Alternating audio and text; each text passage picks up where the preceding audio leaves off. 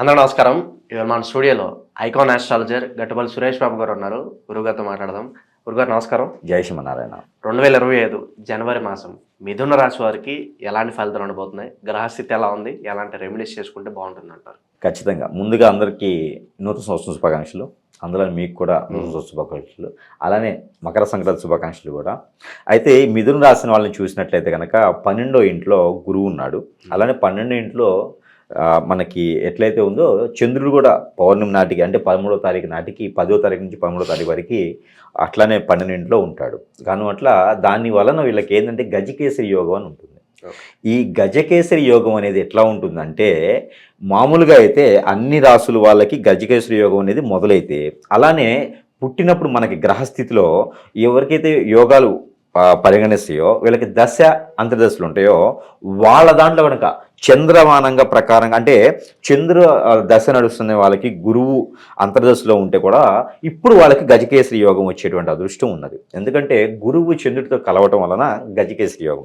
ఆ గురువు వచ్చేసి 6వ స్థానంలో కానీ అలానే 12వ స్థానంలో కానీ 9వ స్థానంలో కానీ అక్కడ గురువు ఉన్న దగ్గర చంద్రుడు వెళ్ళటం, అదే కానీ యోగం అనేది జనవరి మాసంలో వస్తుంది. కాబట్టి ఈ గజకేసరి యోగం అనేది కొన్ని రాసుల వాళ్ళకి వస్తుంది. అందులో కూడా ఒకటి మిథున రాశి. ఈ మిథున రాశి వాళ్ళు కూడా గజకేసరి యోగం అనేది ఉంది. అయితే మొత్తంగా చూసుకున్నట్టయితే వీళ్ళకి జనవరి మాసం కొంతమేర బాగుందని చెప్పుకోవచ్చు. అంటే గత 2-3 నెలల నుంచి మనం చూస్తున్నట్లయితే కనుక ఈ మాసం అద్భుతంగా ఉంటుందని మాత్రం చెప్పుకోవచ్చు. అద్భుతంగా ఉంటుంది అన్నాడు గురువు అని చెప్పేసి అని ఎక్కడ పడితే అక్కడ కూర్చోవడమో లేకపోతే ఏం పని చేయకుండా ఉండడమో కాదు. మన పని మనం చేసుకుంటూ ఉంటే ఫలితం అనేది వస్తుంది. అది అదృష్టం. టైంకి మనం తిన్నాము అంటే అది అదృష్టం. ఎన్ని కోట్ల రూపాయలున్నా తినకలగలేనటువంటి పరిస్థితుల్లో ఉన్నటువంటి వాళ్ళు ఉంటారు. 4 మనుషులు ఉంటే కానీ ముందుకు వెళ్ళలేని పరిస్థితుల్లో ఉంటారు. అంటే బాన్సస్ లేకపోతే ఒక సెక్యూరిటీనో ఉండి మనం ముందుకు వెళ్ళాలి, లేకపోతే మనం సింగిల్గా ముందుకు వెళ్ళేటువంటి పరిస్థితుల్లో ఉండేవాళ్ళు ఎంతమంది ఉన్నారు? ఇప్పుడు పెద్ద నాయకులు కావచ్చు, పెద్ద డాక్టర్లు లేకపోతే పెద్ద ఇంజనీర్స్ వీళ్ళు ఉంటారండి. వాళ్ళు ఏం చేస్తారంటే 4 మనుషులు వాళ్ళకు ఉండాలి. ఇండివిజువల్గా వాళ్ళు ఎక్కడికి రాలేరు, వాళ్ళకి అదృష్టం లేదు. కానీ ఈ గజకేసరి యోగం అనేది అలాంటిదే.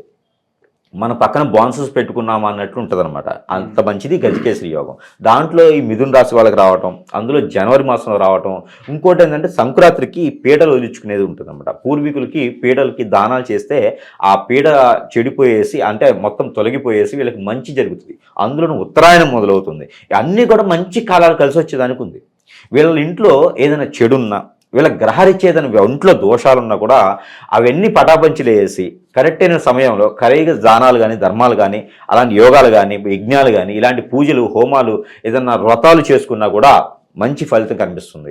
అవన్నీ కూడా ఏదో ఒకటి చేస్తే కూడా పూజ చేసుకున్నా స్వామివారికి పూజలు చేసుకున్నా కూడా మంచి అదృష్టం కలిసి వచ్చేది గజకేసరి యోగం.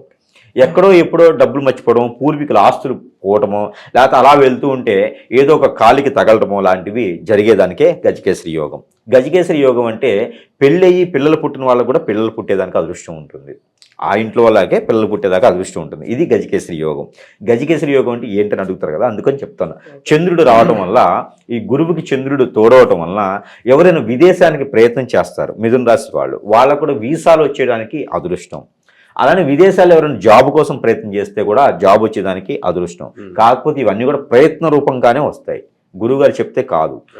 మీరు ప్రయత్నం చేస్తే అవి వస్తాయి. ఇంతకుముందు మాసాలు ప్రయత్నం చేసినా కూడా అవ్వట్లేదు, కానీ ఈ మాసంలో ప్రయత్నం చేస్తే ఖచ్చితంగా పని అవుతుంది.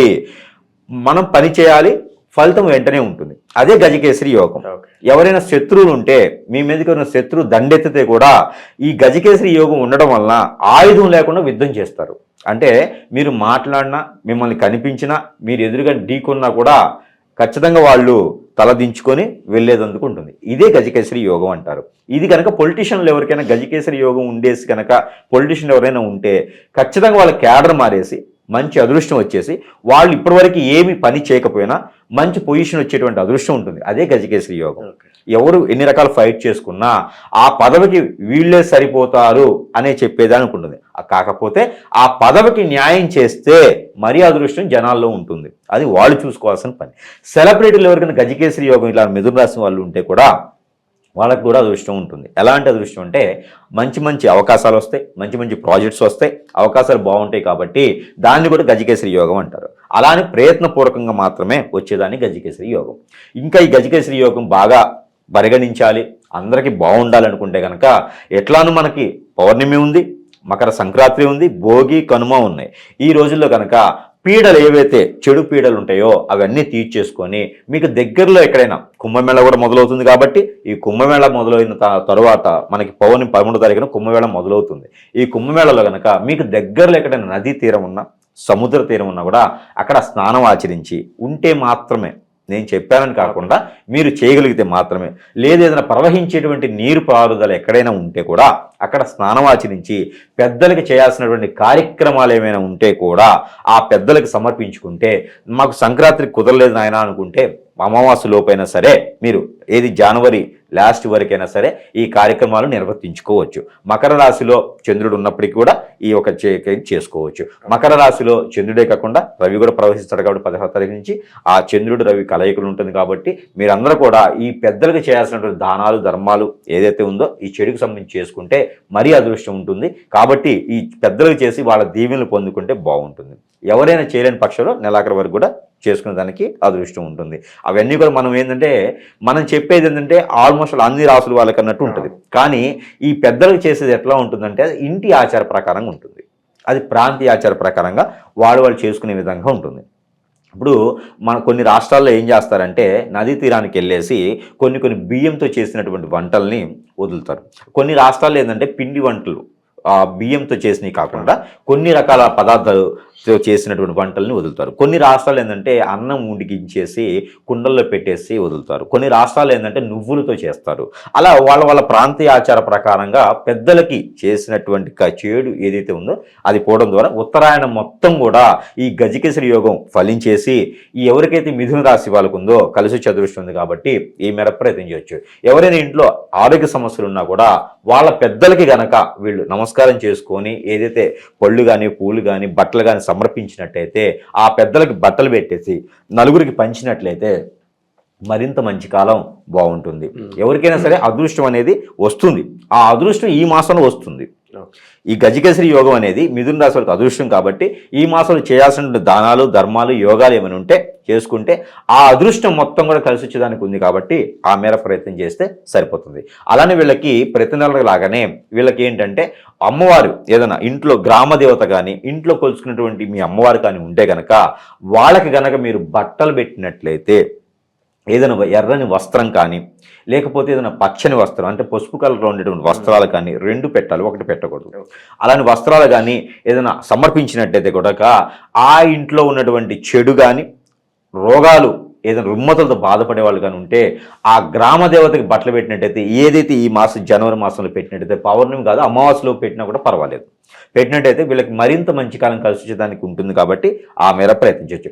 ఇంట్లో చిన్నపిల్లలు ఎవరైనా ఉంటే కూడా వాళ్ళకి బారష్ట రోగాలు కానీ ఏదైనా చదువు రాకపోయినా కూడా ఓం శ్రీం హ్రం అని చెప్పేసి తేనెతో ఏదైనా అమ్మవారి గుడిలో కనుక ఆ పొంతులు తుమనితో మన నాలుక మీద రాస్తే కూడా మళ్ళీ జ్ఞానం అనేది కూడా వస్తుంది. అదే ఈ మాసం గొప్పతనం కాబట్టి ఇది ప్రతి రాశి వాళ్ళు చేసుకోవచ్చు. అందులో మిథున రాశి వాళ్ళు ఉంటే కనుక ఆ పిల్లలకి చేస్తే మరీ మంచిది. కావున ఈ మాసంలో గొప్పవన్నీ చేసుకొని అందరూ అదృష్టవంతులు అవ్వాలని నేను కోరుకుంటూ అలానే ప్రతి మాసం కూడా మనం ఇస్తున్నట్టుగానే ఈ మాసంలో కూడా నెంబర్ అనేది ఇవ్వటం జరుగుతోంది. ఈ నెంబర్ని కూడా ప్రతిరోజు కూడా పారాయణ రూపంగా చేసుకుంటే మరీ మంచిది. ఆ నెంబరు ఈ యొక్క మిథున రాశి వాళ్ళకి 518714 518714 ఏదైతే ఈ నెంబర్ ఉందో ఈ నెంబర్ని కనుక ప్రతి రోజు కూడా 225 సార్లు జపం కానీ పారాయణ రూపం కానీ చేసుకున్నట్లయితే ఏవైతే వాళ్ళు అనుకున్నటువంటి గజకేసరి యోగం ఉందో అవన్నీ అనుకూలిస్తాయి. మనం చెప్పేటువంటి నెంబర్లు ఏవైతే ఉన్నాయో వాళ్ళలో ఉన్నటువంటి గ్రహాల రీత్యా స్థితిగతులు ఏవైతే తక్కువలో ఉన్నాయో వాటికి సంబంధించినటువంటి నెంబర్ పాజిటివ్ చేసేందుకు ఇస్తున్నాము. అలానే వాళ్ళలో ఉన్నటువంటి నరదిష్టి ప్రభావం కూడా ఈ నెంబర్ చదవడం వల్ల తగ్గేదానికి ఉంటుంది. అందుకని ఎవరైనా ఎక్కడైనా జాబ్ పర్పస్ కానివ్వండి ఏదైనా మంచి కార్యక్రమానికి బయటకు వెళ్ళేటప్పుడు ఇంట్లో ఈ నెంబర్ని చదువుకొని వెళ్ళడం ద్వారా కూడా వాళ్ళకి శుభంగా జరిగేదానికి ఆస్కారం ఎక్కువ ఉంది కాబట్టి ఆ మేర ప్రయత్నం చేస్తే మరీ మంచి జరుగుతుంది. ఈ నెంబర్ని చదువుకొని అందరూ కూడా చేసుకోవచ్చు. ఇవన్నీ చేసుకోవటం వలన ఈ యొక్క మిథున రాశి వాళ్ళకి గొప్ప అదృష్టవంతులు అవుతారని నమ్మకంగా చెప్తున్నాను. జై శ్రీమన్నారాయణ.